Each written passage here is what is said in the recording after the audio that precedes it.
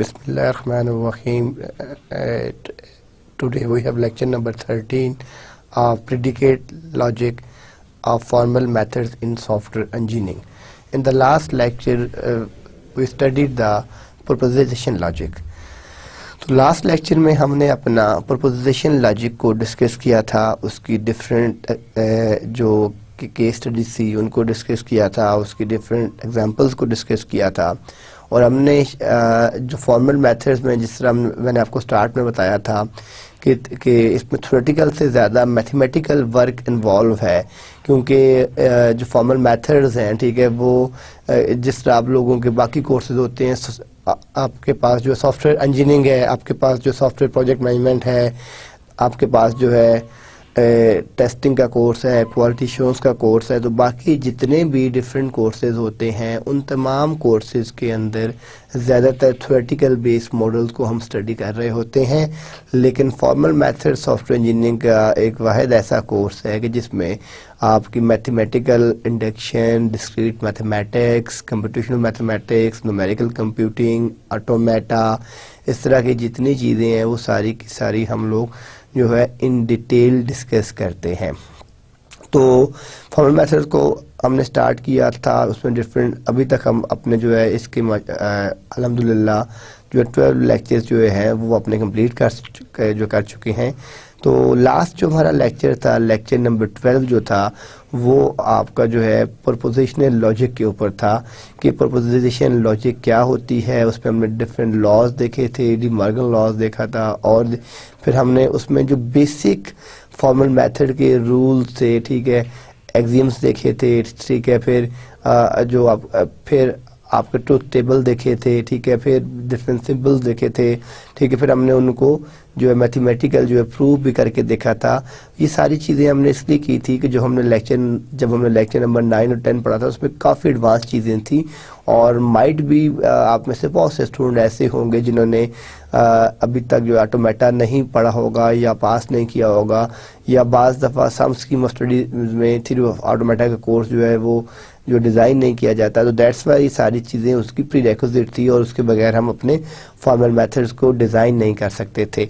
तो अब ये जो लास्ट लेक्चर है, ठीक है, अगर आप वो अच्छी तरह समझ आया है तो अब ये उसी की कंटिन्यूशन है, ठीक है। लास्ट में तो हमने अपना प्रोपोजिशनल अपने लॉजिक की जितनी टेक्निक्स थी वो सारी की सारी टेक्निक्स इन डिटेल डिस्कस की थी, ठीक है। इंशाल्लाह ताला जो आज का हमारा लेक्चर है, ठीक है, लेक्चर नंबर 13, इस लेक्चर में हम अपना प्रीडिकेट लॉजिक को डिस्कस करेंगे कि प्रीडिकेट लॉजिक क्या होता है, इसको फॉर्मल मेथड्स में किस तरह इम्प्लीमेंट किया जाता है, इसके कंसेप्ट्स क्या हैं, इसकी इम्प्लीमेंटेशन किस तरीके से की जाती है। ये जितनी चीज़ें हैं ये इंशाल्लाह ताला हम अपने आज के लेक्चर में इन डिटेल जो है डिस्कस करेंगे। तो हम इसको स्टार्ट करते हैं कि आपके पास जो है प्रीडिकेट जो लॉजिक है इसकी डिज़ाइनिंग किस तरीके से होती है, और ये जो आपका प्रीडिकेट लॉजिक है इसकी इम्प्लीमेंटेशन किस तरीके से होती है। जो आपकी रियल सॉफ्टवेयर इंडस्ट्री है वहाँ पे जो डिप्लॉयमेंट है वहाँ पे हम इसको किस तरीके से कैसे जो है डिप्लॉय कर सकते हैं। तो लास्ट लॉजिक जो लास्ट हमारा लेक्चर था उसको मैं एक स्लाइड में रिकॉल मैंने किया है कि जो हमारे पास प्रोपोजिशनल लॉजिक था, ठीक है, इसमें तो इसमें हमने क्या कहा था कि ए proposition is a declarative sentence that is either true or false। देखें, हम जब भी अपनी propositions की बात करते हैं तो हम उसमें हमने यही बात की थी कि there are only two possibilities because proposition logic based on the Boolean algebra, and in the Boolean algebra there are only two values, ठीक है, 1 and 0, true and false, ठीक है, ऑन एंड ऑफ।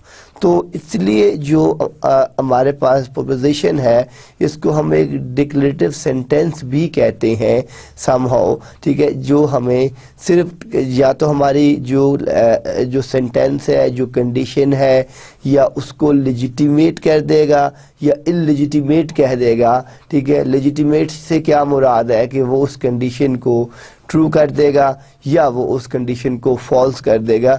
यही हमारे पास डिफरेंस है कि what is true and false.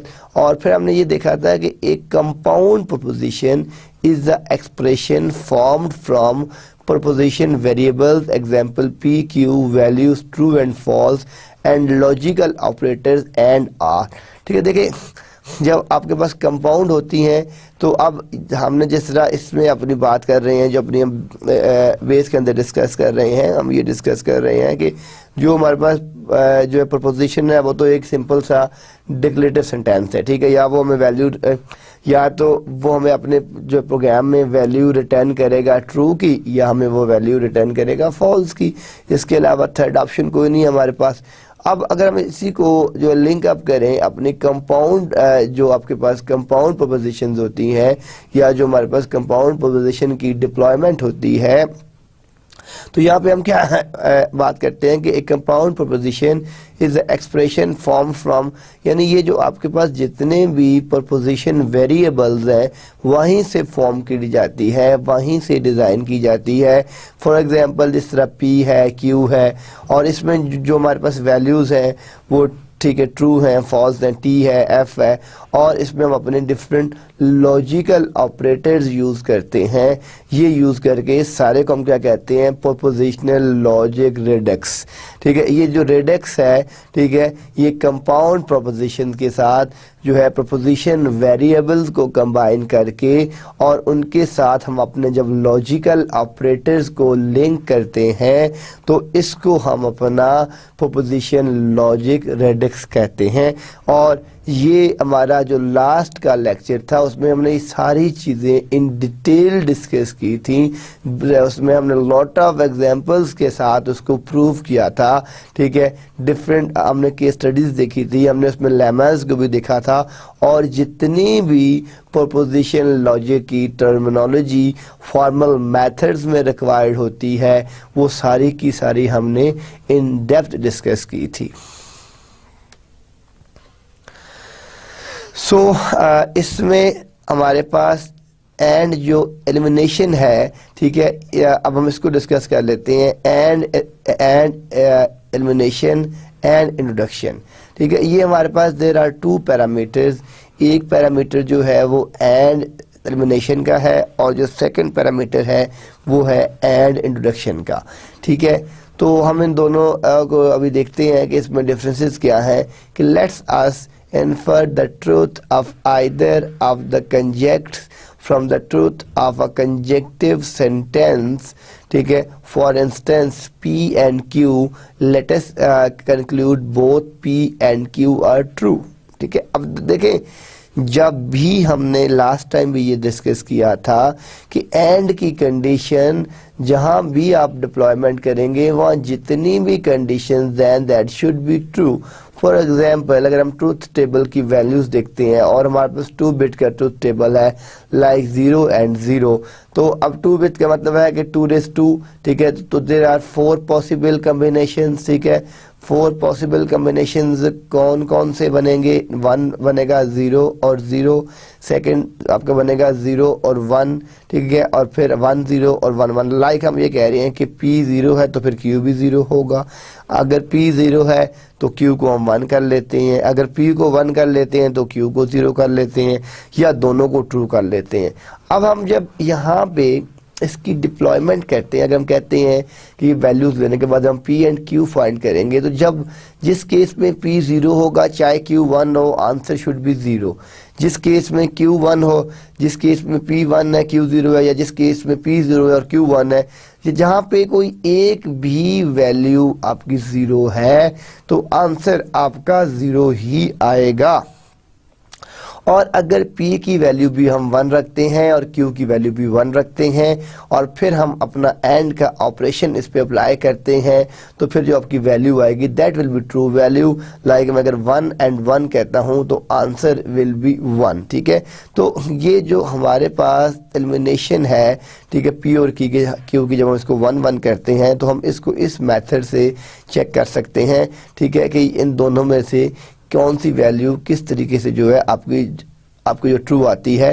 तो यहाँ पे हम जो अपना इसमें केस डिस्कस कर रहे हैं कि जो एलिमिनेशन है आपके पास कि ये infer the truth of either of the conjunct from the truth of conjunctive sentence, यानी कि हम कहाँ से फॉर्मुलेट कर रहे हैं, कंजक्टिव सेंटेंस से फॉर्मुलेट कर रहे हैं, ठीक है। और अगर हम ये कहते हैं कि for instance P and Q let us conclude, अगर हम इसको कंक्लूड करें तो both P and Q are true. अब यहाँ पे जो एलिमिनेशन है, हमने अगर P की वैल्यू 0 है उसको भी नेगलेक्ट कर देना है, अगर Q की वैल्यू 0 है हमने उसको भी नेगलेक्ट कर देना है। हमने कौन सा केस यहाँ पे लेना है कि जिसमें P की वैल्यू भी ट्रू हो और Q की वैल्यू भी ट्रू हो, मीन्स P भी 1 हो और Q भी 1 हो। जहाँ पे ये दोनों 1 1 होंगे वहाँ पे जो हमारी कंडीशन है वो सेटिस्फाई करेगी और उसको हम एंड एलिमिनेशन रूल कहते हैं। सेकंड जो इसका पार्ट है that is an introduction. Introduction में हम क्या कहते हैं कि allows us to infer the truth of a conjunction from the truth of its conjuncts, कि जो आपकी कंजक्शन है वहाँ से जो ये आपका कंजक्ट किस तरह करता है कि for instance if P and Q are true, अगर P और Q दोनों ट्रू हैं then P and Q is true. तो यही बात अभी जो मैंने आपको ट्रूथ टेबल की वैल्यूज में अगर मैंने आपको बताया है कि अब वहाँ पे देखें, यहाँ पे हम क्या कह रहे हैं कि for instance P and Q let us conclude both P and Q are true। यहाँ पे हम क्या कह रहे हैं if P and Q are true, अगर P भी 1 है Q भी 1 है और ये ट्रू है then P and Q is true, तो तब आपकी ये पूरी कंडीशन जो है वो ट्रू होगी। तो ये हमारे पास जो एलिमिनेशन और इंट्रोडक्शन है ये दोनों रूल्स हम इसमें यूज़ कर सकते हैं। याद इसमें जो बेसिक जो इसमें थीम है, या आप इसको अगर 1 लाइन में डिफाइन करें तो जो इसकी 1 लाइन की डेफिनेशन है वो यही डेफिनेशन है कि जहाँ पे आपकी दोनों वैल्यूज़ ट्रू होंगी वहाँ पे आपका जो फाइनल आंसर है वो ट्रू आएगा। जब P भी आपका ट्रू होगा Q भी ट्रू होगा तो आप P Q को जो है वो कह सकते हैं कि वो आपकी ट्रू वैल्यू है, वो आपकी लेजिटिमेट वैल्यू है, वो आपकी वैलिड वैल्यू है। वहाँ पे आप इस केस को अपना ले सकते हैं। जहाँ पे ये दोनों वैल्यूज ट्रू नहीं होंगी वहाँ पे इनको आप जो है इस केस में नेग्लेक्ट कर सकते हैं, ठीक है जी।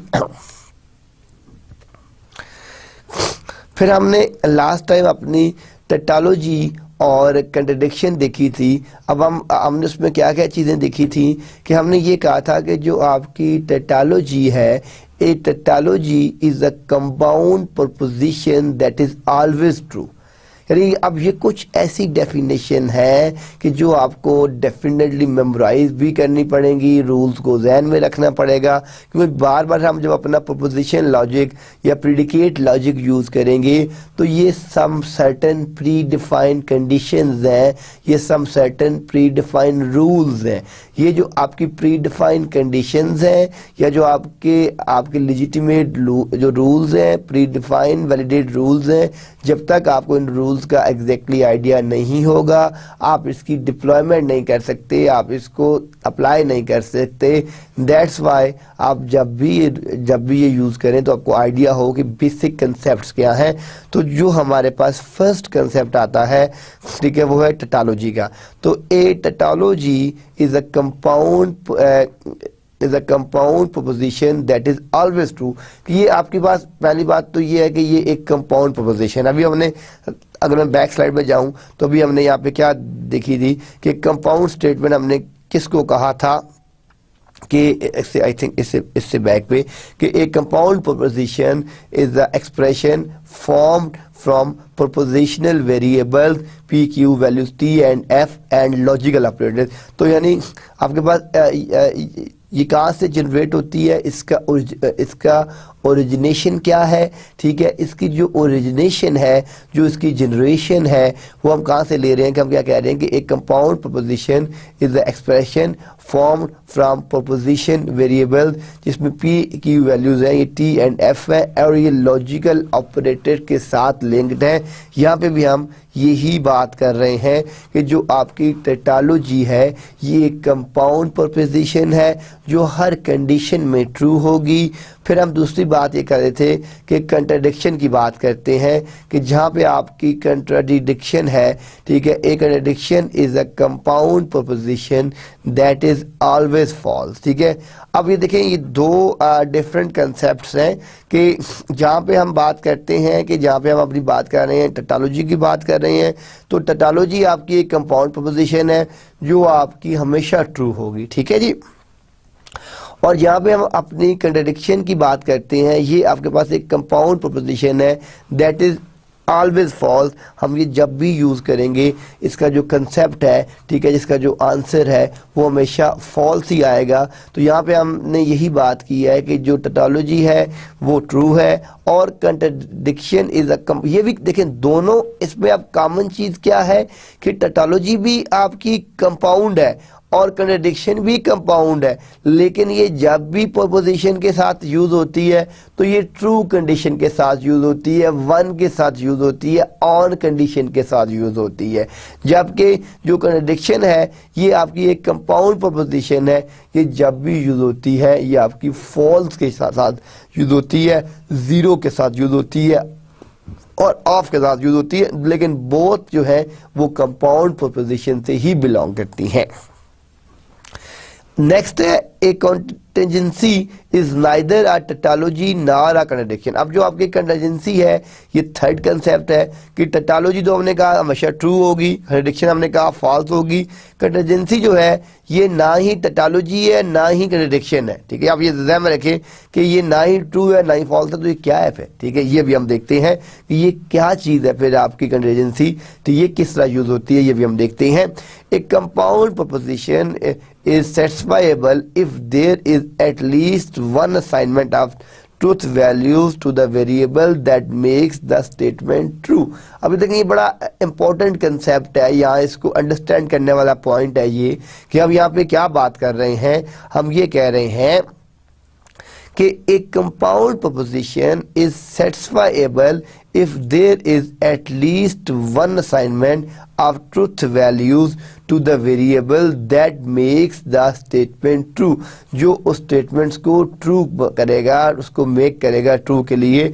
तो ये जो आपका मेन इसमें लेजिटिमेशन का जो रूल कह लें या जो मेथड कह लें, वो हमने यहाँ पे क्या किया है कि एक compound proposition is satisfiable if there at least one assignment of truth values to the variable that makes the statement true. वो उस स्टेटमेंट को ट्रू कर देगा। तो ये बेसिक हमारे पास कंसेप्ट थे कि टैटोलॉजी क्या होती है, कंट्राडिक्शन क्या होता है, कंटिजेंसी क्या होती है और कंपाउंड प्रोपोजिशन जो है वो किस तरीके से यूज होती है। तो ये यहाँ पे जो एम जो इम्पोर्टेंट है कि ये is satisfiable if there is at least one assignment of truth. At least one की बात कर रहे हैं, values to the variable that makes the, जो वो वेरिएबल हम जब यूज करते हैं जो उस पूरी स्टेटमेंट को लेजिटिमेट कर देता है, उस पूरी स्टेटमेंट को ट्रू कर देता है, वो वैल्यूज हम यहाँ पे अपने यूज करते हैं।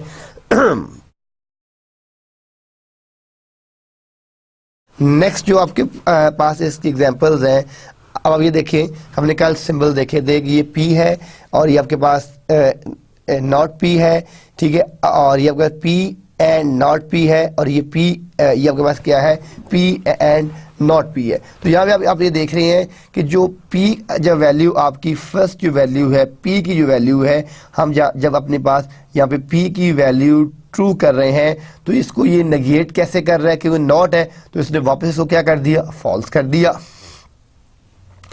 यहां पे अब आप देख रहे हैं कि जब P की वैल्यू फॉल्स है तो उसको ट्रू कर देगा, क्योंकि वो रेसिप्रोकल्स है ना, ठीक है। वो नॉट का मतलब है कि उस कंडीशन को नेगेट करना। रिवर्स में कहता हूँ कि ठीक है कि आज बारिश होगी तो नेगेशन क्या, आज बारिश नहीं होगी, ठीक है। कल संडे था, आज मंडे है, नेगेशन क्या है, कल संडे नहीं था, मतलब हम उसको रिवर्स कर देते हैं। अब आप देखें कि यहाँ पे आपके पास जो P की वैल्यू है, ठीक है, P और अब हमने जब यहाँ पे बात करते हैं और की बात करते हैं आर नेगेट, तो अब देखिए इसमें कोई एक बात है कि मैं अगर यहाँ पे ट्रू करता हूँ फिर आर ये फॉल्स करता है, तो अगर एक कंडीशन देखें, अब ये पहले क्या यहाँ पे वैल्यू आएगी, यहाँ पे वैल्यू आपके पास P की वैल्यू ट्रू आएगी, ठीक है, फिर आर है। अब जब इसको वापस करेगा तो फॉल्स कर देगा, तो अब ट्रू और फॉल्स, तो अब ट्रू और फॉल्स में से कोई एक लेजिटिमेट होगी ना। जो ट्रू और फॉल्स है उसमें से कोई एक लेजिटिमेट होगी, ठीक है। वो जो आपकी जो है, तो हम क्या करते हैं कि जब भी आर सिंबल में अगर एक कंडीशन ट्रू है तो आंसर शुड बी ट्रू, तो यहाँ पे क्या आ गया, आंसर ट्रू आ गया।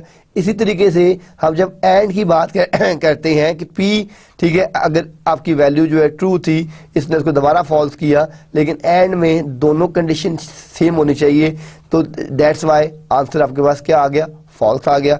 इसी तरीके से यहाँ पे अगर आप फॉल्स ट्रू करें तब भी आंसर ट्रू आएगा, ठीक है। अगर एक फॉल्स है एक ट्रू है तब भी आंसर फॉल्स आएगा। जबकि यहाँ पे अगर आप इन दोनों वैल्यू करते हैं तो आंसर क्या आ रहा है, आपके पास फॉल्स आ रहा है। तो अब आप ये देखें कि हमारे पास ये जितनी भी एग्जाम्पल्स हैं, हमने यहाँ पे जो अपनी जितनी भी एग्जाम्पल्स की हैं कि एंड की कंडीशन में दोनों कंडीशन जो है वो ट्रू होना मस्ट है, दोनों कंडीशन ट्रू होके मस्ट होंगी, तो वो हमारे लिए लेजिटिमेट वैल्यू बनेगी। और जो आपके पास सिंबल है एंड का, ठीक है, उसमें ज़रूरी नहीं है आर का, सॉरी, कि उसमें अगर एक कंडीशन भी ट्रू है तो जो आपका आंसर है वो सारे का सारा जो है लेजिटिमेट हो सकता है। तो हम इस तरीके से अपने ये जितनी भी एग्जांपल्स हैं इनकी लेजिटिमेशन चेक करते हैं कि कौन सी कंडीशन ट्रू है, कौन सी कंडीशन फॉल्स है, फिर हमने उन कंडीशंस को लिंक किस तरीके से करना है। ये सारी की सारी जो हमारी डिफरेंट एग्जांपल्स हैं जो हम इसमें अपने यूज़ करते हैं। देन हमारे पास जो नेक्स्ट कंसेप्ट है वो है लॉजिकल इक्विवेलेंस का। अब लॉजिकल इक्विवेलेंस का जो कंसेप्ट है कि जिसमें हम बात करते हैं, हमने इसको भी थोड़ा सा प्रोपोजिशन, जो लास्ट लेक्चर था जो हमारे पास प्रोपोजिशन लॉजिकल था, हमने थोड़ा सा उसमें भी इसको डिस्कस किया था कि जो आपके पास लॉजिकल इक्विवेलेंस का है कि उसका क्या कंसेप्ट है, उसको हम किस तरीके से कैसे यूज़ करते हैं। तो यहाँ पे हम क्या बात करते हैं कि two compound propositions P and Q are logical equivalent. अब लॉजिकल इक्विवेलेंट ये क्या सिंबल था, इफ ओनली इफ या if and only if is the tautology, ठीक है। नोटेशन क्या है इसकी, ये नोटेशन है इसकी, 3 सिंबल के साथ हम करते हैं कि पी, ठीक है। और कल हमने अपना जो डी मॉर्गन लॉज देखा था लास्ट लेक्चर में, डी मॉर्गन लॉज के अंदर में क्या बात की थी, ये देखें, not equal to P and Q, not sorry ये नॉट सिंबल है, not P and Q, not PRQ। अब जब हमने यहाँ पे नॉट किया तो जब ये नेगेशन ओपन हुई है तो ये यस के साथ भी आ गई है, यानी ये नॉट P आ गया और ये एंड नॉट Q आ गया। इसी तरीके से जब हमने यहाँ पे PRQ किया तो ये नॉट P और ये एंड नॉट Q। तो ये हमारे पास डी मॉर्गन लॉ था जो हमने कल वाली जो हमारा लास्ट लेक्चर नंबर 12 था उसमें हमने डिस्कस किया था कि डी मॉर्गन लॉज की जो वर्किंग है वो किस तरीके से वर्किंग होती है और वो अपनी किस टर्म्स के ऊपर मेथडोलॉजी कैसे यूज़ करता है। तो ये जो हमारे पास लॉजिकल इक्विवेलेंस है वो इस तरीके से है कि two compound proposition P and Q are logical equivalent if P and if Q is a tautology। तो हम इस तरीके से इसको अपना मैथमेटिकल प्रूव कर सकते हैं। इसकी जो नोटेशन है थी हमारे पास वो हमारे पास ये नोटेशन थी कि P, ठीक है, जो है Q is a tautology, ठीक है। तो ये हमारे पास लॉजिकल इक्विवेलेंस है जिसमें हम लॉजिकली हम कहते हैं ना कि कंप्यूटर जितना वर्क कर रहा है, ठीक है, आप www.google.com लिखते हैं तो उसकी साइट कैसे ओपन हो रही है, कितनी बैंडविड्थ है, वो रिक्वेस्ट कहाँ पे जाती है, डिले कितना आ रहा है, बैंडविड्थ कितना आ रहा है, ये सारी चीज़ें आपको नहीं पता। आपका कंसर्न किस के साथ है कि क्या आपको www.google के ऊपर रिस्पॉन्स मिला है कि नहीं मिला, ठीक है। अगर आपको रिस्पॉन्स मिल गया है, साइट आपकी ओपन हो गई है, तो इट मीन्स कि आपकी वर्किंग फुलफिल हो गई है, ठीक है। तो ये जितनी भी चीज़ें थी यहाँ तक मैं एक दफ़ा आपको दोबारा बता देता हूँ कि यहाँ से कि प्रोपोजिशन लॉजिक क्या है, उसके ठीक है वो क्या होता है। फिर हमने इंट्रोडक्शन और एलिमिनेशन देखा था, फिर हमने बेसिक कंसेप्ट देखे थे और फिर हमने ये एग्जांपल देखी थी। यहाँ तक हम कल भी लास्ट लेक्चर में भी इन डेप्थ डिस्कस कर चुके थे, ठीक है। आज जो हमारा लेटेस्ट टॉपिक है वो सारी लास्ट लेक्चर की रिवीजन और कुछ बेसिक कंसेप्ट थे जो रह गए थे वो हमने कवर किए, ठीक है। अभी जो है ये प्रीडिकेट लॉजिक की हम बात करते हैं कि अब प्रीडिकेट लॉजिक क्या है, प्रीडिकेट लॉजिक की एग्जांपल्स क्या हैं, प्रीडिकेट, ठीक है, प्रीडिकेट लॉजिक को इम्प्लीमेंट किस तरह किया जाता है। Some statements can not be expressed in propositional logic such as all men are mortal। ठीक है, अब ये देखें, ये बड़ी यहाँ पे कंसेप्ट समझने वाला है ये, ठीक है, कि हम क्या कह रहे हैं कि some statements can't be expressed in a propositional logic such as all men are mortal, some trees have needles, as greater than 3। ठीक है, अब ये हमारे पास देर आर 3 स्टेटमेंट्स। हम फर्स्ट स्टेटमेंट में क्या कह रहे हैं कि all man all are mortal. Second statement हम क्या कह रहे हैं कि सम ट्रीज हैव नीडल्स, कोई ट्रीज हैं जो नीडल्स रखती हैं, और X greater than 3। Predicate logic can express the statement and make inference on them. अब ये देखें, यहाँ पे जो प्रीडिकेट लॉजिक की एग्जैक्टली इम्प्लीमेंटेशन है, ठीक है, वो इम्प्लीमेंटेशन किस तरीके से यहाँ पे आ रही है, वो इम्प्लीमेंटेशन इस तरीके से आ रही है कि हम क्या बात कर रहे हैं कि predicate logic can express the statements and make inferences on them, कि वो इसके ऊपर जितनी भी इन्फ्रेंसेस हैं वो डिज़ाइन करेगा, वो मेक करेगा, और ये सारी की सारी जो इम्प्लीमेंटेशन हो रही है ये आपकी हमारी प्रीडिकेट लॉजिक के ऊपर हो रही है कि प्रीडिकेट लॉजिक क्या है, प्रीडिकेट लॉजिक को किस तरह इम्प्लीमेंट किया जाता है और किस तरह डिफाइन किया जाता है। आज के हमारा पूरा जो टॉपिक है इसी के ऊपर है इंशाअल्लाह। अब यहाँ पे हमारे पास जो कंसेप्ट है सब्जेक्ट्स एंड प्रीडिकेट्स, ठीक है, कि सब्जेक्ट्स और प्रीडिकेट्स क्या होते हैं। In predicate logic every atomic sentence consist of one predicate. अब देखें यहाँ पे कुछ रूल्स हम बना रहे हैं, ठीक है, और ये रूल्स आपको जो मेमोराइज करने हैं, ध्यान में रखने हैं कि हम क्या कहते हैं कि in predicate logic every atomic sentence consists of one predicate and one or more subjects, including subjects, direct objects, indirect objects, etc। अब मैं इसको यहाँ फिर इस कंसेप्ट को आपके लिए थोड़ा सा रिपीट करता हूँ कि हम यहाँ पे क्या कह रहे हैं कि जो एवरी एटॉमिक सेंटेंस है, जो हर आपका एटॉमिक सेंटेंस है, ये कंसिस्ट करता है ऑफ वन प्रीडिकेट, ठीक है, ये एक आपका, और साथ एंड की कंडीशन आ रही है। एंड की कंडीशन क्या कर रही है कि one or more subjects including subjects, direct objects, indirect objects, etc. Like in mathematics, subjects are called arguments। अब हम जो मैथमेटिक्स यूज करते हैं अपना, वहाँ पे हम अपने सब्जेक्ट्स को क्या कहते हैं, ठीक है, वो आर्गूमेंट्स कहते हैं। सॉफ्टवेयर इंजीनियरिंग में सब्जेक्ट जो है वो क्लाइंट है जिसके ऊपर काम किया जा रहा है। Shakespeare used the term argument to mean subject, ठीक है, तो शेक्सपियर ने इसको यूज किया था, जो टर्म थी आर्गूमेंट को, उसको सब्जेक्ट के मीनिंग में यूज किया था। ठीक है, अब हम इसकी फर्स्ट एग्जांपल देखते हैं।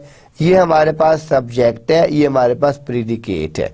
जे इज अस्लीप, ये प्रीके, ठीक है, ये हमारे पास जे है, और ये, ठीक है, सब्जेक्ट में क्या आ रहा है वो के अली, ये डिफरेंट नेम्स है, ठीक है, ठीक है, यहाँ पे हम एक्स वाई जी भी कह सकते हैं, यहाँ पे हम जाहिद, नासिर, कैसर कुछ भी कह सकते हैं, ठीक है।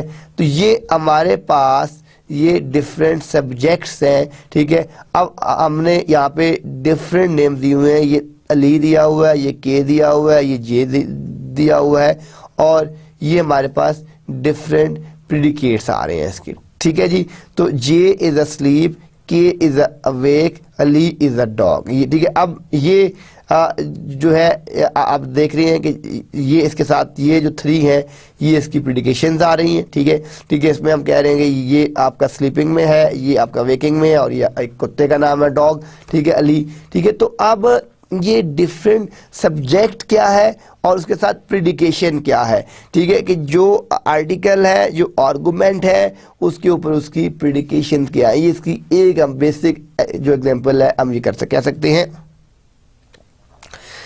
देन हम इसको सब्जेक्ट, प्रीडिकेट, और अब हम ऑब्जेक्ट का कॉलम लेके आए हैं। यानी अब आप देखेंगे यहाँ पे जो कॉलम्स हैं, दे आर 3 कॉलम्स एंड 4 रोज, ठीक है, इसको 3/4 कह सकते हैं। तो आप देखेंगे सब्जेक्ट में फर्स्ट क्या आ रहा है, जे, और प्रीडिकेट रेस्पेक्ट्स और ऑब्जेक्ट के, कि जे रेस्पेक्ट्स के, कि जे के की रेस्पेक्ट करता है। Elder brother respect younger brother, ठीक है, हम यहाँ पे इसको चेंज कर सकते हैं, ठीक है। यानी सब्जेक्ट में अब ये दरमियान में प्रेडिक्शन आ गई, इसकी प्रेडिकेशन आ गई, और ये आपके पास ऑब्जेक्ट है जहाँ पे आप इस कंडीशन को मैच कर रहे हैं, लिंक कर रहे हैं, ठीक है। ये आपके पास वो कंडीशन आ गई, ठीक है जी। तो जे रेस्पेक्ट्स के, ठीक है, जे जो है वो के की रेस्पेक्ट करता है। के इज नेक्स्ट टू अली, ठीक है। अब जो के है वो अली से नेक्स्ट है, और अली इज टॉलर देन जे, ठीक है, अली इज टॉलर देन जे। तो ये अब आप देखें कि हमारे पास इसमें जो एक कॉलम है ये सब्जेक्ट का है, ये हमारे पास सारी की सारी जितनी भी प्रीडिकेशंस हैं ये वो हैं, और ये हमारे पास सारे के सारे जो हैं ये इसके ऑब्जेक्ट्स हैं, हम जो इसको इस तरीके से इम्प्लीमेंट कर रहे हैं।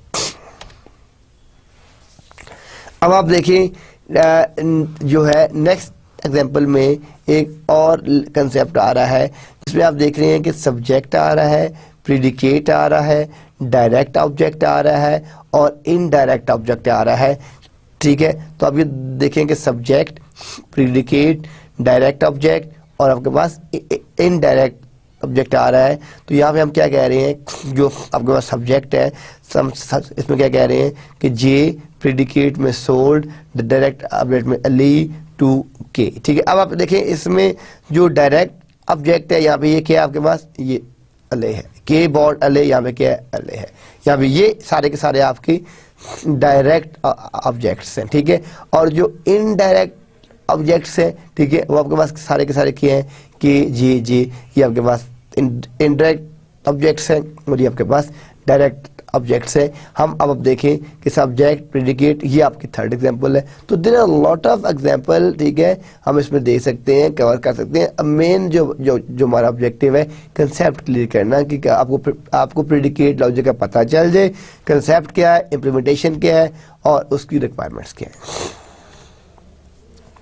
सो अब हम इसकी डेफिनेशन पे आते हैं इन एग्जांपल को देखते हुए कि what is the predicate. A predicate is an incomplete expression। देखिए अब यहाँ से आपको अब क्या बात समझ आई, ठीक है, कि जो आपका predicate है is an incomplete expression, वो आपकी एक incomplete expression है जो आप यूज करते हैं। That is an expression with one or more blanks such that whenever the blanks are filled by noun phrases, the resulting expression is a sentence। अब देखें डेफिनेशन बहुत सिंपल सी है कि जो आपकी प्रीडिकेट है वो आपकी एक इनकम्प्लीट स्टेटमेंट है, ठीक है।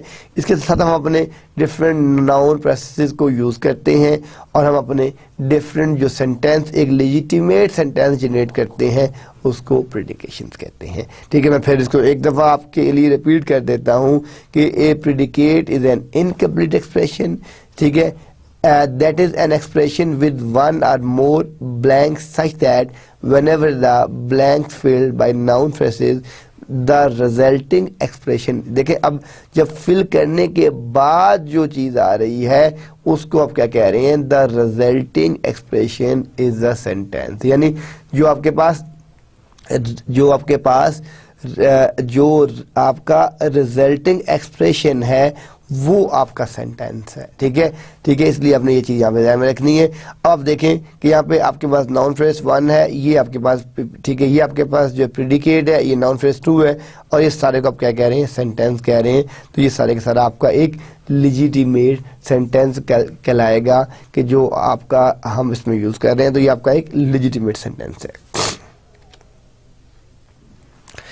कंपेयर एंड, जब आप इसको कंपेयर एंड कनेक्टिव, ठीक है, कंपेयरिंग और कनेक्टिव के अंदर क्या है कि एक connective is an incomplete expression, that is an expression with one or more blanks such that whenever the blanks are filled by sentences by the resulting expression is a sentence। अब यहाँ पे आपके पास एक और कंसेप्ट है।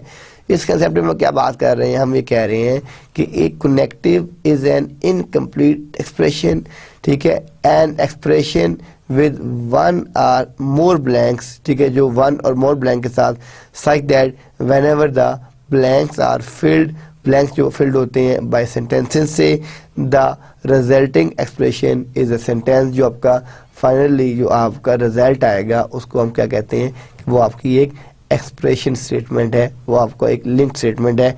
अब sentence 1 के साथ हमने एक कनेक्टिव यूज़ किया, साथ सेंटेंस 2 आ गया, इन दोनों को हमने जब हमने सेंटेंस 1 के साथ अपना सेंटेंस 2 के साथ अपना कनेक्टिव कंबाइन किया तो आंसर जो आया वो आपके पास सेंटेंस 3 आ गया, ठीक है, ये आपके पास सेंटेंस 3 आ गया। अब इसकी कुछ एग्जांपल्स हैं, ठीक है, आप देखें, is tall is taller than recommends to, ठीक है, ये इसकी डिफरेंट एग्जांपल्स हैं। अभी हम इसको फिल करके देखते हैं कि इसका क्या कंसेप्ट है। यहाँ आप देखें, is tall is taller then, और ये आपके पास इसमें रिकमेंड्स और आपके पास 2 है, ठीक है। अब हम इसको देखते हैं कि अब हम इसकी सिंबलाइजेशन देखते हैं कि जो हमारे पास कन्वेंशन है वो कन्वेंशन क्या है, क्योंकि रूल्स एंड रेगुलेशन हम जब भी अपना प्रीडिकेट लॉजिक में यूज़ करेंगे तो कुछ प्री डिफाइंड रूल्स हैं, रेगुलेशंस हैं जो आपकी डिफाइन हुई हुई हैं, तो हमने उन रूल एंड रेगुलेशन को देखना है कि वो जो pre defined rules and regulations हैं वो क्या हैं और वो किस तरीके से डिफाइन हुए हुए हैं। तो यहाँ पे जो आपके पास, ठीक है, फर्स्ट है कि predicate are symbolized by upper case letters, ठीक है, जितने भी प्रीडिकेट्स हैं वो हमेशा आपके अपर लेटर केस से जो है वो हम उसको डोनोट करेंगे, हम उसको जो प्रेजेंट करेंगे, वो जब भी करेंगे तो उसके लिए आप यूज़ करेंगे अपना upper case letter. Subjects are symbolized by lower case letter, जो आपके सब्जेक्ट्स हैं वो सारे के सारे लोअर, अब ये देखेंगे यहाँ पे हम जब अपनी प्रीडिकेशन यूज़ कर रहे हैं तो फर्स्ट जो हमारे पास है वो अपर केस इसमें हम इसमें यूज़ कर रहे हैं, और जितने भी हमारे पास सब्जेक्ट्स हैं वो सारे के सारे आप देख रहे हैं लोअर केस से यूज़ हो रहे हैं। देन प्रीडिकेट्स आर प्लेस्ड फर्स्ट, जैसे सबसे पहले आपने जो प्लेस करने हैं वो अपने प्रीडिकेट्स को प्लेस करना है कि आपके जितने भी प्रीडिकेट्स हैं कौन कौन सा प्रीडिकेट आपने कहाँ प्लेस करना है, ठीक है। सब्जेक्ट्स आर प्लेस्ड सेकंड, उसके बाद आपने अपने जितने भी सब्जेक्ट्स हैं उनको उसके बाद जो है वो आपने प्लेस करना है। तो ये हमारे पास इसमें आप देखें 4 स्टेप्स हैं कि फर्स्ट स्टेप में हम अपनी प्रीडिकेशन कर रहे हैं, सेकंड में हम अपने सब्जेक्ट्स देख रहे हैं, ठीक है, और फोर्थ में हम अपने सब्जेक्ट्स वहाँ पे जो है प्लेस कर रहे हैं। तो predicate, subject 1, subject 2 and so on. अब इसकी जो डिफरेंट एग्जाम्पल्स हैं हम उन एग्जाम्पल्स को देखते हैं कि जे इज़ टॉल, तो हमने इसको अब किस तरीके से यूज़ किया है, टी जे यूज़ किया है, ठीक है। के इज़ टॉल तो हमने क्या यूज़ किया, टी के यूज़ किया है। जे इज़ टॉलर देन के तो हमने क्या यूज़ किया है कि टी जे की हमने इसमें यूज़ किया है, ठीक है। अब ये जितनी भी एग्जाम्पल्स हैं ये आपको समझनी पड़ेंगी, क्योंकि जो हमारा प्रीडिकेट लॉजिक है वो हम इसी तरीके से अब इसमें यूज करेंगे। तो इसमें से और सिर्फ आपको रूल्स की मेमोराइजेशन और प्रैक्टिस, ये 2 चीज़ें ऐसी हैं कि जब तक आपको रूल्स का आइडिया नहीं होगा कि रूल्स कितने हैं, उनकी प्रैक्टिस किस तरीके से हो रही है, वो लिंक किस तरह हो रहे हैं, इंटीग्रेट किस तरह हो रहे हैं, तो आप इसको जो है वो ज़्यादा बेहतर तरीके से अंडरस्टैंड नहीं करेंगे। तो जितनी भी इसकी एग्जांपल्स हैं उन तमाम एग्जांपल्स को इन डिटेल करें, और फिर जो डिफरेंट रूल्स एंड रेगुलेशंस हैं फॉर द डिप्लॉयमेंट, कि कितने रूल्स किस तरीके से कहाँ पे डिप्लॉय हो रहे हैं, वो रूल्स हमें सारे के सारे अपने प्रीडिकेट लॉजिक में देखने होते हैं। अब यहाँ पे आप देख रहे हैं कि आपके पास डिफरेंट इसमें जो एग्जांपल्स हैं, हम कह रहे हैं कि जे इज़ टॉल, तो हमने इसको किस चीज़ से डिनोट किया, टी जे से डिनोट किया। के इज़ टॉल तो हम यहाँ पे इसको डिनोट कर रहे हैं, टी के से डिनोट कर रहे हैं। जे इज़ टॉलर देन के, यहाँ पे हम इसको टी जे के कह रहे हैं। एंड के इज़ टॉलर देन अली, हम टी के ई कह रहे हैं। जे रिकमेंड्स के टू अली, हम इसको आर जे के ई कह रहे हैं। के रिकमेंड्स अले टू जे, हम आर के ए जी कह रहे हैं। तो ये हमारे पास डिफरेंट एग्जांपल्स हैं हम जो अपनी डिप्लॉयमेंट के लिए यूज़ कर रहे हैं। अब इसमें हमारे पास जो कंपाउंड स्टेटमेंट्स हैं, ठीक है, अब कंपाउंड स्टेटमेंट्स क्या हैं, उन स्टेटमेंट्स को हम किस तरीके के साथ यहाँ पे यूज़ कर सकते हैं। हम कह रहे हैं कि जे इज़ नॉट टॉल, तो ये नॉट का मतलब क्या है, ये जो नॉट सिंबल है हमने इसको अब अगर बैक करें तो अब आप देख रहे हैं कि हमने इनको इस तरह यूज़ किया और यहाँ पे हम क्या कर रहे हैं कि जो नॉट है हमने इसको नेगेट कर दिया। जे इज़ नॉट टॉलर देन के, तो नॉट का सिंबल आ गया, ये नॉट का सिंबल आ गया और टी जी के वही है, ठीक है। जो अब सिर्फ अगर बैक जाएं तो जे इज टॉलर देन के, तो हम क्या लिखा था टी जी के, तो जब नॉट आया तो हमने यहाँ नॉट का सिंबल एक यूज़ कर दिया है। Both J and K are tall, तो ये एक प्रोपोजिशन आई है, एंड टी और जे और टी और के हमने इसको एंड के सिंबल के साथ जो है लिंक कर दिया है। Neither J nor K is tall, तो अब आप ये देखेंगे नाइदर में हमने not equal to T J and not equal to T K use कर लिया है। J is taller than both K and ले, तो हमने क्या किया टी जे के एंड टी जे ए। तो अब ये आप देखेंगे ये हमारे पास कंपाउंड स्टेटमेंट, हम जब सेंटेंस है यहाँ पे हमने जो किया है ये हमारे पास सिंपल, आपके पास सिंपल इसमें एग्जांपल्स हैं। हम जब अपनी कंपाउंड केसेस को देखते हैं या कंपाउंड एग्जांपल्स को देखते हैं तो वो इंटीग्रेट होके आती हैं, वो लिंक होके आती हैं। तो जो आपकी लिंक होके आती हैं कंपाउंड एग्जांपल्स, उन तमाम के लिए हम अपना ये यूज़ करते हैं कि जिसमें आपके पास जितने भी कंपाउंड स्टेटमेंट्स हैं कि हम उनको किस तरीके से यूज़ करेंगे, ठीक है, उसकी रिक्वायरमेंट्स क्या क्या हैं और उसकी इम्प्लीमेंटेशन क्या क्या है, उन तमाम जगह पे हम अपनी जो है डिफरेंट कंपाउंड स्टेटमेंट्स को जो यूज़ करते हैं।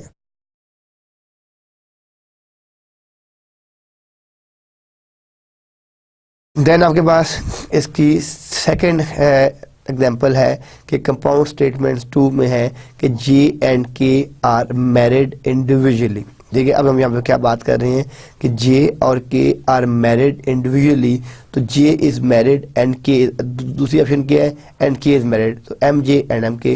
अब ये देखें अब ये स्टेटमेंट इसके इक्विवेलेंट है, ठीक है।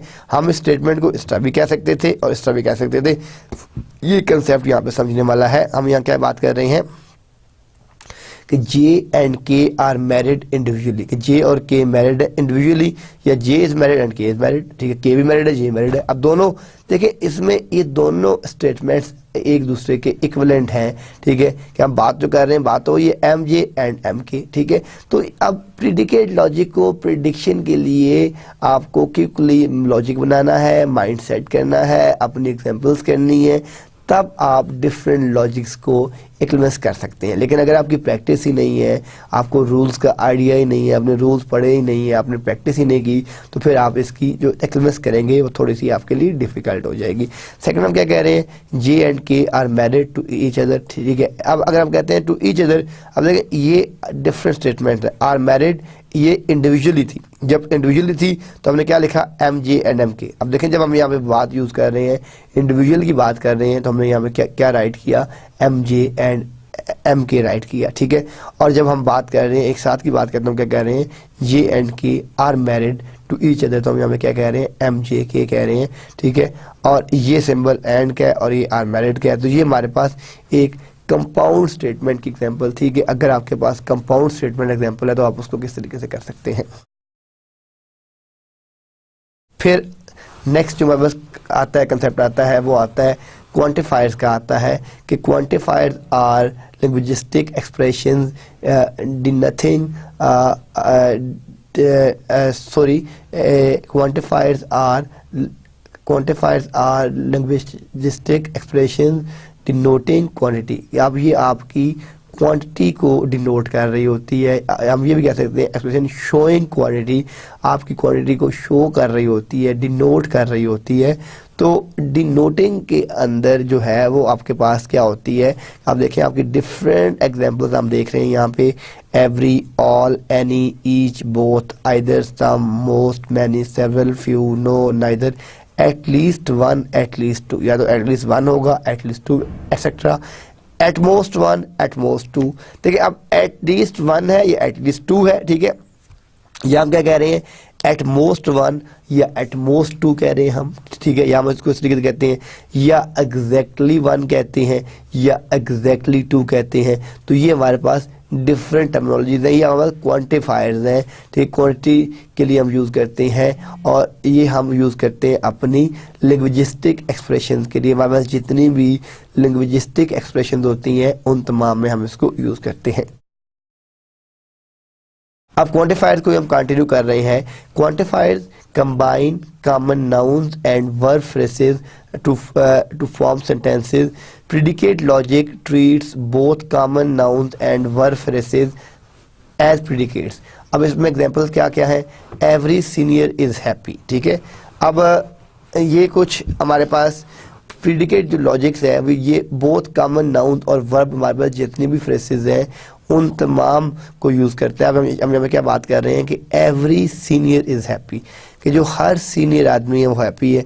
नो फ्रेशमैन इज़ हैप्पी, ठीक है, जो जिनकी फ्रेश इंडक्शन है वो हैप्पी नहीं है। At least one junior is happy, few, ठीक है। अब आप ये देखें, ठीक है, मोस्ट ग्रेजुएट्स आर हैप्पी। तो अब आप ये देखें कि यहाँ पे जो है डिफरेंट कंडीशन हैं। जो क्वांटिफायर का मतलब क्या है कि कॉमन नाउन और वर्ब फ्रेजेस जितने हैं उनको आपने लिंक कर दिया, और लिंक करने के बाद जो अपनी प्रेडिकेट लॉजिक है वो कॉमन नाउन्स के ऊपर भी यूज़ हो रही है और वो आपकी जो वर्ब फ्रेजेस हैं उसके ऊपर भी यूज़ हो रही है। तो ये सिंपल क्वांटिफायर के एग्जांपल्स दिए गए, every senior is happy, no freshman is happy and so on etcetera. अब the two special quantifiers of predicate logic, ये दो जो है ये सिंबल हम बहुत यूज़ करते हैं, ठीक है। आपने अब देखे होंगे लेक्चर नंबर 9, 10 में हमने बहुत यूज़ किए होंगे। इनका जो ऑफिशियल नेम है ये इंग्लिश एक्सप्रेशन है और ये सिंबल है, ठीक है। अब जो ऑफिशियल नेम है यूनिवर्सल क्वांटिफायर, ये जो है, ठीक है, एवरी, और इंग्लिश में हम इसको किस तरीके से एक्सप्रेस करते हैं? इंग्लिश में जो इसकी एक्सप्रेशन है वो है एवरी और कामा एनी, ठीक है, ये, ठीक है। और ये आपके पास एक यूनिवर्सल है, ठीक है ना। सिंबल का मतलब एवरी और एनी करते हैं। और ये आपके पास एक्स जो आपका एग्जिस्टिंग है ये वो क्वांटिफायर है जिसमें सम एटलीस्ट वन, ये सम एटलीस्ट वन के लिए यूज़ होता है। ये एवरी और वन के लिए यूज़ होता है। ये सम एटलीस्ट वन उसके लिए हम अपना ये यूज़ करते हैं। नेम्स ऑफ सिंबल, ठीक है, ये आपके पास अपसाइड डाउन है, ये आपके पास ये जो ई है ये आपके पास बैकवर्ड ईज है। Actually they are both upside down, हम ये दोनों यूज़ करते हैं अपसाइड डाउन के लिए। अब यहाँ पे हम जो नेक्स्ट क्वेश्चन है कि how traditional logic does quantifiers, कि जो आपका ट्रेडिशनल लॉजिक है वो क्वांटिफायर से किस तरीके से के साथ काम करता है। Quantifier phrases are simply noun phrases, जो आपके पास जितने भी क्वांटिफायर फ्रेसेस हैं वो सिंपली आपकी नाउन फ्रेसेस हैं। जो आपकी नाउन फ्रेसेस हैं वो सारी की सारी हैं। एवरीवन इज़ हैप्पी, ठीक है, हम क्या कह रहे हैं कि everyone is happy, someone is happy, J is happy, के इज़ हैप्पी। सब्जेक्ट और प्रेडिकेट क्या है? अब यहाँ पे हम देखेंगे ये आपके सारे सब्जेक्ट्स हैं, ये सारे के सारे आपके जो प्रेडिकेट्स हैं। हम यहाँ पे अपनी क्या बात कर रहे हैं? हम ये कहते हैं कि एवरीवन इज़ हैप्पी है, ठीक है। हम ये पे कहते हैं कि समवन इज़ हैप्पी, कुछ लोग हैप्पी हैं। फिर हम कहते हैं जे इज़ हैप्पी, हमने उसको हमने स्पेसिफिक कर दिया। फिर हम कहते हैं के इज़ हैप्पी, हमने उसको मोर स्पेसिफिक कर दिया। फिर हम कहते हैं, ठीक है। तो ये आपके पास डिफरेंट एग्जांपल्स हैं जो क्वांटिफायर फ्रेसेस हैं आपकी सिंपली नाउन फ्रेसेस के साथ। उसके बाद नेक्स्ट जो क्वेश्चन है, how modern logic does quantifier phrases are sentential adverbs, ठीक है। अब आपके पास जितने भी क्वांटिफायर्स होते हैं जो आपके फ्रेसेस होते हैं ये एक्चुअली आपके पास सेंटेंशियल जो आपके जो है सेंटेंशियल एडवर्ब्स होते हैं। सेंटेंशियल एडवर्ब्स से क्या मुराद है अभी हम देखते हैं। अब आप यहाँ पे देखें कि जो हमारे पास क्वांटिफायर का स्कोप है, the part of a logical expression to which a quantifier is applied is called the scope of this quantifier, ठीक है। अब यहाँ पे हम फिर एक बात करते हैं, the part of a logical expression to which a quantifier is applied is called the scope of the quantifier. अब ये सिंपल आप अगर बैक जाएं तो ये भी सिंपल आपको पढ़ाए थे मैंने कि ये सिंपल किसका है, अपसाइड डाउन का, और ये क्या है बैकवर्ड का। और पीछे जाएं तो इसको एवरी एनी कहते हैं, इसको सम एटलीस्ट वन कहते हैं। तो एवरी वन और सम एटलीस्ट, इस आपके सिंबल्स हैं, every one P X and at least Y Q Y, every one P X and, ठीक है, एटलीस्ट एक्स क्यू एक्स। तो ये इसकी डिफरेंट एग्जांपल्स हैं हम जो अपने क्वांटिफायर में यूज कर सकते हैं। अब आपकी जो है एसेंशियल जो आपकी क्वांटिफायर्स हैं कि सम वन इज हैप्पी, ठीक है, फिर हम कहते हैं there is someone who is happy, कि कोई है जो who is happy, there is someone such that he और शी इज हैप्पी। तो फर्स्ट जो कंडीशन में क्या यूज की है कि समवन इज हैप्पी, कोई है जो खुश है। सेकंड हम क्या कह रहे हैं कि there is someone who is happy, ठीक है, कोई ऐसा आदमी, देयर इज समवन के हु इज हैप्पी है। There is someone such that he और she is happy, there is some x such that x is happy. तो यहाँ पे अब आप ये सिंबल देखें कि आपके सिंबल किस तरीके से यूज हो रहे हैं कि someone is happy, there is someone who is happy, there is someone such that he और she is happy, there is some x such that x is happy. तो यहाँ पे आप जितने भी सिंबल देख रहे हैं, ठीक है, ये एक्स, ये एच, तो अब इसकी जो हम इसको प्रोनाउंसिएशन किस तरह करेंगे, इसको हम जो है प्रोनाउंस किस तरीके कर सकते हैं। तो इसकी जितनी भी प्रोसेस जो आपका, जब इसको आप प्रोनाउंस करेंगे तो प्रोनाउंसिएशन के अंदर आप क्या करेंगे कि there is an X such that H X, ठीक है, ये एक कंडीशन है हमारे पास, ठीक है।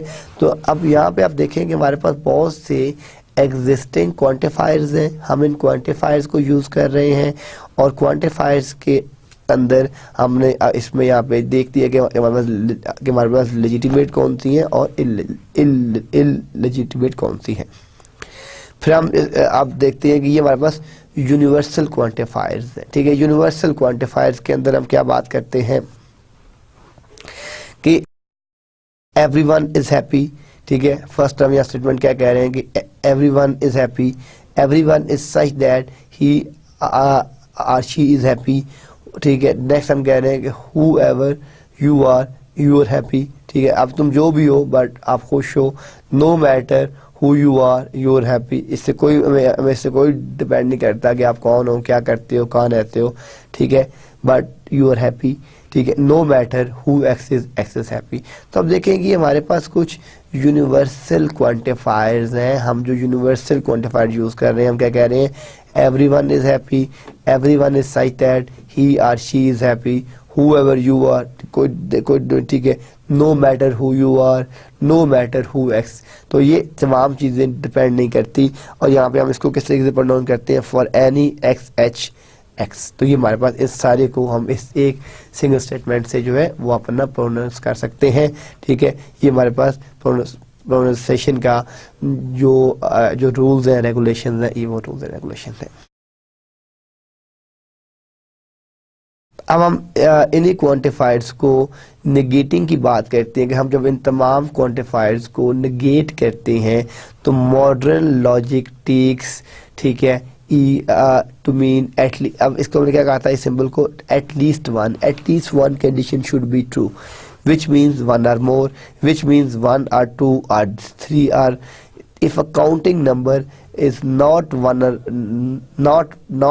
or more, ठीक है, it must be 0। अब जो आपके पास काउंटिंग नंबर है वो अगर नॉट 1 और मोर है तो वो क्या है, वो आपका जो है 0 है, ठीक है। Thus the negation of at least one, जो आपकी नेगेशन है वो आपकी एटलीस्ट वन है, is not at least one which is none. तो अब ये देखेंगे ये डिफरेंट ऑप्शंस हैं जिसमें नेगेशन की है, नॉट की है, नन की है, ये हम सारी की सारी जो है यूज़ कर सकते हैं अपनी निगेटिंग क्वांटिफायर्स के अंदर। जो हमारे निगेटिंग क्वांटिफायर्स हैं उन तमाम में हम ये सारी की सारी अपने रूल्स रेगुलेशन को डिज़ाइन करके अपनी डिप्लॉयमेंट की तरफ लेके जा सकते हैं।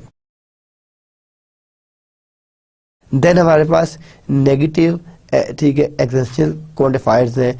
जो आपके पास नेगेटिव जो है जो आपके एग्जिस्टिंग जितने भी हैं उसमें हमारे पास क्या क्या है, ठीक है। हम अब ये देखें कि no one is happy, there is no one who is happy, there is no one who is happy, there is no one such that he और she is happy, there is no x such that x is happy, there is not some x such that x is happy, इसको हम लिखते हैं not E x H x. अब इसको हम किस तरीके से जो है वो जो प्रोनाउंस कर सकते हैं, इसकी जो प्रोनाउंसिएशन है वो किस तरीके से है कि there is no x such that H X. तो ये आपके पास एक और कंडीशन है, ठीक है। अब इस कंडीशन का नाम है नेगेटिव, ठीक है। ये आपकी नेगेट करती है, ये आपकी नेगेटिव है कि जो आपके क्वांटिफायर्स हैं ये उसको नेगेट कर रही है। हम ये अपनी, ठीक है, अपने इस स्टेटमेंट को हम जो यूज़ कर रहे हैं जो नेगेट करने के लिए जितने भी क्वांटिफायर्स हैं कि वो आपको किस तरीके से कैसे जो है जो नेगेट कर रहे हैं।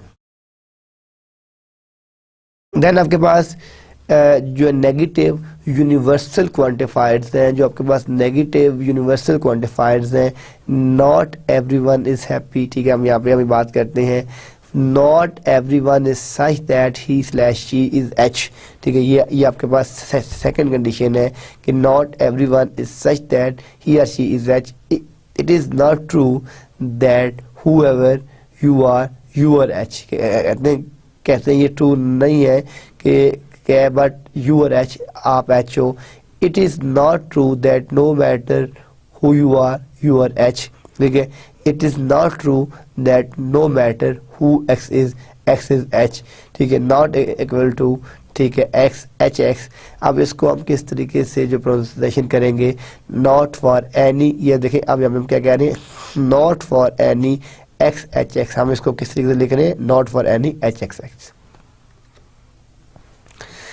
फिर हमारे पास जो क्वांटिफाई जो हमारे पास क्वांटिफाई नेगेशंस हैं, इसकी एक और एग्जांपल है। हम इस एग्जांपल को देखते हैं कि suppose not everyone is happy. हम यहाँ पे अपनी सपोज कर रहे हैं, ठीक है। यहाँ पे हम अपनी एक सिंपल सी बेसिक जो अजम्पशन ले रहे हैं, हम ये कहते हैं कि suppose not everyone is happy then there is someone who is not happy. हम कहते हैं then there is someone who is not happy, that is there is some x is not happy, ठीक है।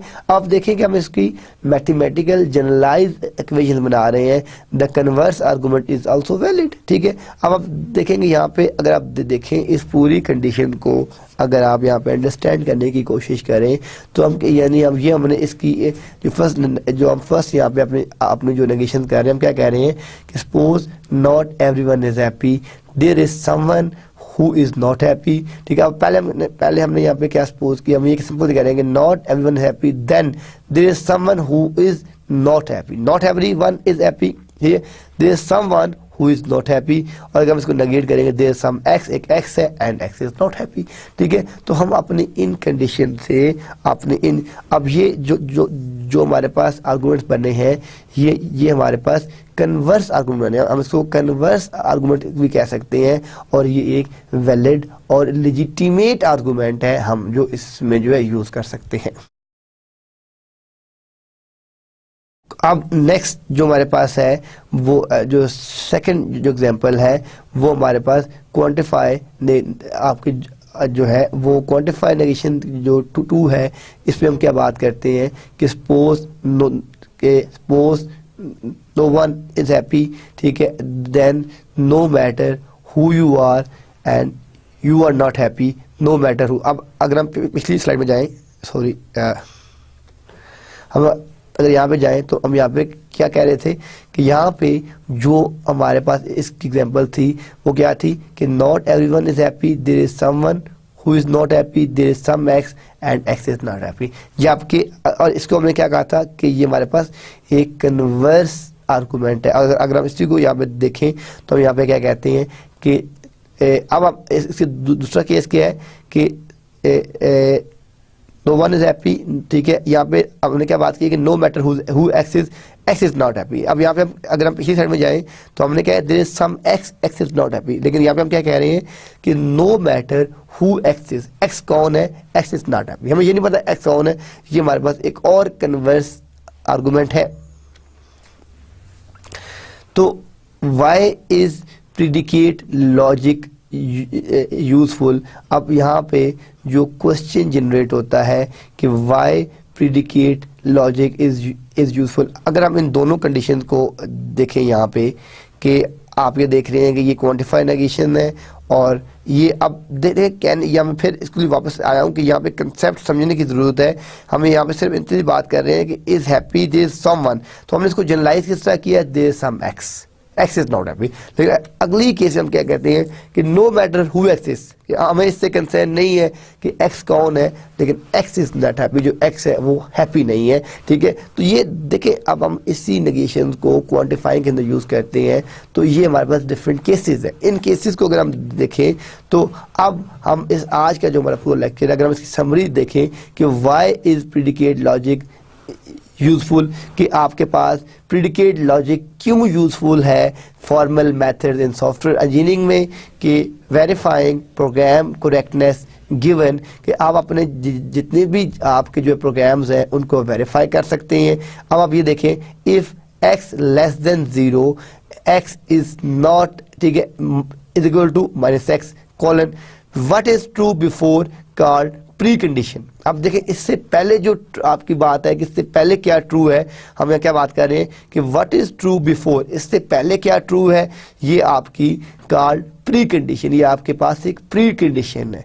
And what is true after, इसके बाद क्या true है, ये कॉल्ड पोस्ट कंडीशन। ये आपके पास क्या है, अब पोस्ट कंडीशन क्या है, पोस्ट कंडीशन इसमें आप देख रहे हैं ग्रेटर देन x, 0। तो हमने जब इसको वेरीफाई किया है तो ये आपके पास गिवन था if x less than 0 x is equal to -x, what is true before, इससे पहले क्या ट्रू है, इसको हम प्री कंडीशन, यानी जो इससे पहले की टर्म्स हैं, जो इससे पहले आपने इसको क्या डिफाइन किया हुआ है, वो सारी की सारी आपकी प्री कंडीशंस है।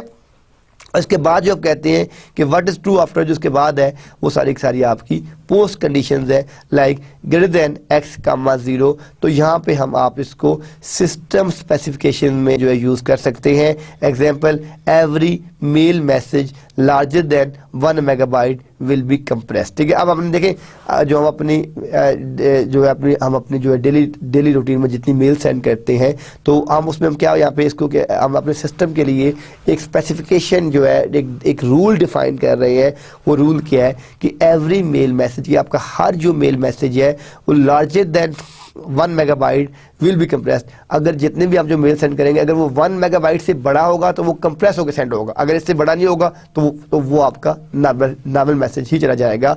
तो ये सारे जो केसेस से, रूल्स एंड रेगुलेशन से ये हम ठीक है, हमने जो है ये दो जो लास्ट लेक्चर था जिसमें हमने अपना प्रोपोजिशन लॉजिक देखा था, और जो आज का हमारा ये लेक्चर था इसमें हमने अपना जो है प्रेडिकेट लॉजिक देखा है। ये रूल्स एंड ये जितने भी रूल्स एंड रेगुलेशंस हैं ये बहुत ही इंपॉर्टेंट है फॉर्मल मेथड्स के लिए। तो इन दोनों लेक्चर्स को आप फिर अच्छी तरीके से पढ़ें, और इंशाअल्लाह हम अपनी नेक्स्ट क्लास में अपना नेक्स्ट लेक्चर जो स्टार्ट करेंगे। तब तक के लिए अल्लाह हाफिज़।